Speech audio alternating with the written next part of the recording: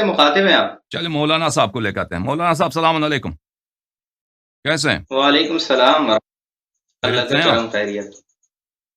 جی اللہ کا کرم ہے. سلامت. کیا اس میں گرامی کیا؟ جی عبد الرحیم. عبد الرحیم. فل نام کیا ہے؟ فل اسم بتائیں نا. مفتی عبد الرحیم فاروقی. فاروقی صاحب خیریت سے ہیں؟ ٹھیک ٹھاک ہیں؟ بیوی بچے آپ کے ٹھیک ہیں؟ الحمدللہ اللہ کا کرم خیریت ہے. ہم آپ کی خدمت ہیں جی. بسم اللہ، حکم کریں، کیا بات کرنا چاہتے ہیں؟ جی سب سے پہلا تو میرا آپ سے سوال ہے کہ آپ قرآن مجید کے متعلق کیا نظریہ رکھتے ہیں؟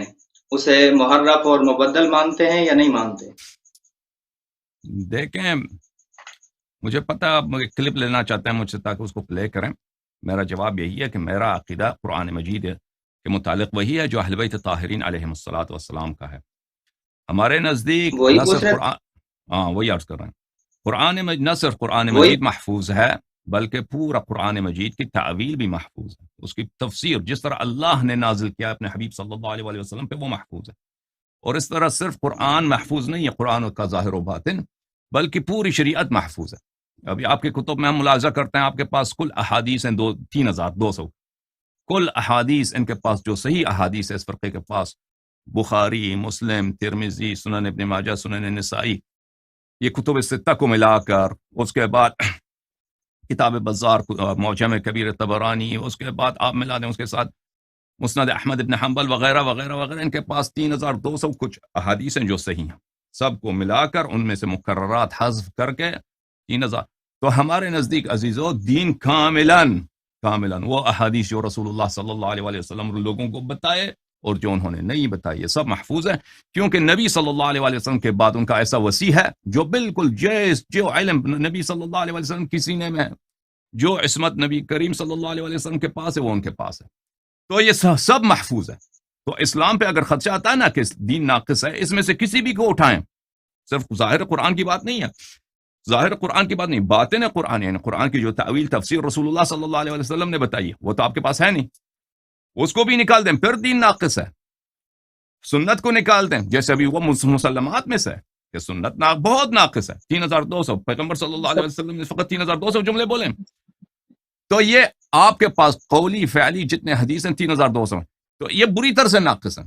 تو ہم کہتے ہیں یہ سب محفوظ ہیں، یہ سب محفوظ ہیں کیوں نبی صلی اللہ علیہ وسلم کے بعد اس کا وسیع موجود ہے، ان کو ان کا امین بنایا.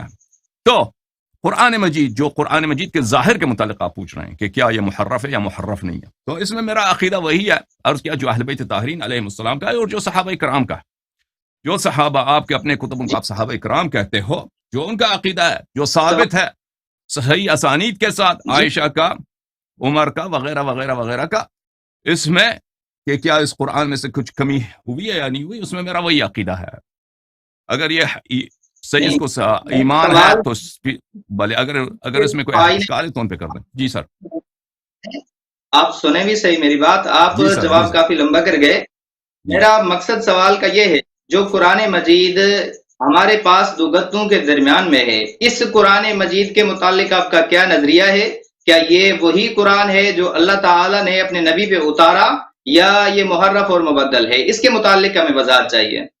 اس کے متعلق میں نے عرض کیا ہے میرا وہ عقیدہ وہی ہے جو اہل بیت طاہرین علیہم الصلاۃ والسلام کا ہے، جو عمر کا ہے، جو عائشہ کا ہے، جو عبداللہ ابن عمر کا ہے، جو عبداللہ ابن مسعود کا ہے، جو ابی ابن کعب کا ہے، جو آپ کے کتب اور صحاح میں موجود ہے. نہیں، میرا صرف آپ سے سوال ہے کہ آپ نظریہ کیا رکھتے ہیں؟ حضرت فاروق کا کیا ہے، اہل بیت کا کیا ہے، ان کے متعلق میرا سوال نہیں. فی الحال آپ سے یہ سوال ہے کہ آپ کا قرآن مجید، آپ عالم دین ہیں، آپ جا کے اپنے، اگر آپ عالم نہیں ہیں، آپ درس پڑھ رہے ہیں تو اپنے اساتذہ سے پوچھئے کہ اپنے کتب میں جا کے دیکھو، بخاری مسلم سے لے کر صحاح ستہ سے لے کر کتب اربعہ تک، وہاں پر اور کتب اخبار میں جا کر دیکھو کہ وہاں پر ابو بکر کا، عمر کا، عثمان کا، عائشہ کا، عبداللہ ابن مسعود کا، ابی ابن کعب کا، کیا اس میں قرآن کے مجید کے متعلق کیا قول ہے؟ کیا ان کا قول یہ ہے کہ یہ قرآن مبدل ہے، یہ قرآن ناقص ہے، یا ان کا قول یہ ہے کہ یہ قرآن کامل ہے؟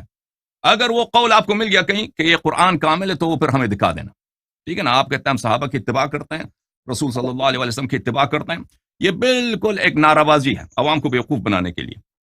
آپ اس مسئلے پہ نہ صحابہ کی اتباع کرتے ہیں، نہ رسول پاک صلی اللہ علیہ وسلم کی اتباع کرتے ہیں، نہ قرآن کی اتباع کرتے ہیں. اپنے جو آپ نے ایک نظریہ بنایا نا کہ یہ قرآن کامل ہے، قرآن کامل ہے، اسی کو بلا دلیل، بغیر دلیل کو، اس نعرے کو آپ نے اتنے لوگوں کے کانوں میں بھر دیے ہیں کہ اس کو مسلمات کی تصور کرتے ہو. وہ مسلم نہیں ہے. میں نے عرض کیا کہ میرا عقیدہ وہی ہے جو صحابہ کا ہے. اب آپ ادھر اپنی کتابوں میں دیکھو کہ صحابہ کا قرآن کے متعلق اگر آپ کو ایک قول ملا نا، ایک قول ملا، یا نبی کریم صلی اللہ علیہ وسلم کا ایک قول ملا کہ کامل ہے، تو پھر آ کے مجھے دکھا دینا. اگر چاہیے کہ میں دکھا دوں آپ کو کہ یہ ناقص ہے، تو الا ماشاء اللہ میں آپ کو ان کے اقوال دکھا دیتا ہوں. سے بات سمجھ آ گئی کہ آپ کے نزدیک قرآن مجید کامل نہیں ہے، اس وجہ سے آپ اس بات پہ بار بار زور دے رہے ہیں کہ ہم اپنی کتابوں کو دیکھیں. الحمدللہ اہل سنت کا تو اس پہ اجماع ہے کہ قرآن مجید اللہ تعالی نے جیسے اتارا، نبی علیہ الصلوۃ والسلام نے ویسے ہی صحابہ کرام اور اہل بیت اعظام کو دیا، اور صحابہ اور اہل بیت کی محنت اور برکت سے امت تک پہنچ اور یہ قیامت تک محفوظ رہنا ہے. اس کے اندر نہ ظاہر میں تغیر اور تبدل ہے، اور نہ ہی اس کے باطن یعنی کہ تعویل میں تغیر اور تبدل آ سکتا ہے. ہمارا اہل سنت کا تو نظریہ یہ ہے. اب آپ جی کے رہے ہیں جی ہاں، جی، جی ہاں. آپ فرمائیں. میں نے آپ کی بات بات کرنے دیں مجھے، میں بات کروں. آپ یہ جو کہہ رہے ہیں نا، دیکھیں بھائی، میں جو بالکل یقین ہے آپ کا یہ عقیدہ ہے، اور آپ لوگوں کا فی الحال یہی اجماع ہے. دیکھیں عزیز میرے بھائی، ابھی آپ ہندوستان میں جائیں نا، ان کا بھی اجماع یہی ہے کہ وہ ان کے جو بھگوان ہیں کرشنا وغیرہ، وہ رام وغیرہ، وہ سب وہ بڑے بڑے بت ہیں. دیکھیں ہاں، عرض کر رہا ہوں ایک انسان کا عقیدہ یہ ہو نا، میرا عقیدہ یہ ہو کہ فلان چیز ایسا ہے، اور میرے ساتھی بھی ان کا عقیدہ یہ ہو کہ ایسا چیز ہے، یہ کسی حق بات کی دلیل نہیں ہوتی. اگر میری عقیدہ یہ ہے، یا میرے ساتھیوں کا عقیدہ یہ ہے، میرے گھرانے کا، میرے قبیلے کا عقیدہ یہ ہے کہ فلان چیز الف ہے یا با ہے، اس سے وہ چیز الف با نہیں بنتی، اس کے لیے دلیل چاہیے ہوتی ہے. آپ کہہ رہے ہیں آپ کا عقیدہ یہ ہے، آپ کا عقیدہ یہ ہے کہ قرآن کریم میں کوئی کمی نقصان نہیں ہوئی ہے، اور یہ تواتر کے ساتھ منقول ہے، اور رسول پاک صلی اللہ علیہ وسلم نے صحابہ کو سکھایا، صحابہ نے پھر ہمیں دکھایا. تو اس کے لیے دلیل کی ضرورت ہے. جیسے میں نے عرض کیا نا کہ میں نے بہت یہاں پہ علل اعلان کہہ دیا ہے کہ آپ لوگ اپنے عوام کو ایک جھوٹی بات سنا رہے ہو، جو جس بات کی آپ کے پاس کوئی دلیل نہیں ہے. آپ کہہ دیں کہ نا ہمارے نزدیک قرآن مجید کامل ہے، اس کی دلیل کیا ہے؟ اس کی دلیل یا تو قرآن کی آیت ہوگی، وہ تو آپ کے پاس کوئی آیت نہیں ہے، یا اس کی دلیل حدیث نبی صلی اللہ علیہ وسلم کے ہوگی، آپ کے پاس ایک بھی حدیث نہیں ہے کہ قرآن کامل ہے. یا اقوال صحابہ، شہادت صحابہ ہو، وہ بھی کچھ بھی نہیں ہے، بلکہ اس کے برعکس صحابہ کے شہادات ہیں کہ یہ قرآن کریم ناقص ہے. اس کو آپ اپنے عوام سے چھپاتے ہو. وہ تو اللہ تعالیٰ نے قرآن مجید میں بہت دفعہ اہل کتاب کو اسی بات پہ ستایا ہے کہ آپ جو ہیں بہت سارے تخونہ مخفی رکھتے ہو قرآن کی، تورات و انجیل کی آیات کو. اجازت دیں میں 20 سیکنڈ میں ختم کر رہا ہوں. تو آپ جو کہہ رہے ہو کہ نہیں یہ ہمارا اجماع ہے، ٹھیک ہے، موجودہ دور میں تمہارا اجماع ہے، لیکن یاد رکھو کہ اس اجماع سے صحابہ خارج ہیں. تمہارا ایک ایسا عقیدہ، تم نے ایک ایسے بات پہ اجتماع کیا ہے جس سے تمہارے ائمہ خارج ہیں، اس کے مخالف ہیں. تو اس اجماع کی کوئی اہمیت نہیں ہے. اگر انسان تحقیق کرے، انسان سوچے کہ بھئی جن لوگ نزول وحی کے شاہد تھے، جن کے عصر میں یہ قرآن جمع ہوا ہے، جن کے عصر میں قرآن نازل ہوا ہے، نبی کریم صلی اللہ علیہ وسلم کو انہوں نے دیکھا ہے، جب وحی نازل ہوتا تھا اس وقت بھی وہ تھے، جب وحی منقطع ہو گئے اور نبی کریم صلی اللہ علیہ وسلم دنیا سے چلے گئے اس وقت بھی وہ تھے، اور قرآن کو جمع ہوتے ہوئے انہوں نے بھی دیکھا ہے. انہوں نے اس کے خلاف شہادت دی ہے کہ یہ کامل نہیں ہے. اور ان کے، میں عرض کر رہا ہوں، پھر کہہ رہا ہوں کہ ایک بھی شہادت نہیں ہے صحابہ کا کہ یہ قرآن کامل ہے، ایک بھی نہیں ہے. ایک بالکل جھوٹی بات بلا دلیل کے مشہور کر دی. تو آپ جو ابھی آپ لوگوں نے اجماع کیا نا، اجماع کیا بھائی، اس اجازت دیں میری بات ختم ہو. یہ اجماع ایسا ہے کہ ابھی میں اور میرے دوست اجماع کریں، میں اور میرے دوست اجماع کریں کہ جو بینک آف امریکہ ہے، امریکہ کا سب سے بڑا بینک ہے، وہ میری ملکیت ہے.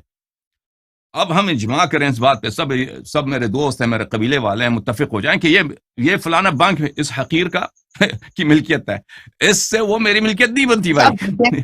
اس طرح دیکھیں، آپ ایک جھوٹی بات پہ اجماع کریں، یہ آپ کی گمراہی کی دلیل ہے. آپ ایک جھوٹی بات پہ اجماع کریں، یہ آپ کی گمراہی کی دلیل ہے، یا یہ اس سے وہ بات ثابت نہیں ہوتی. جی سر، اس بات کے لیے آپ کو دلیل کی ضرورت ہوتی ہے. بسم اللہ.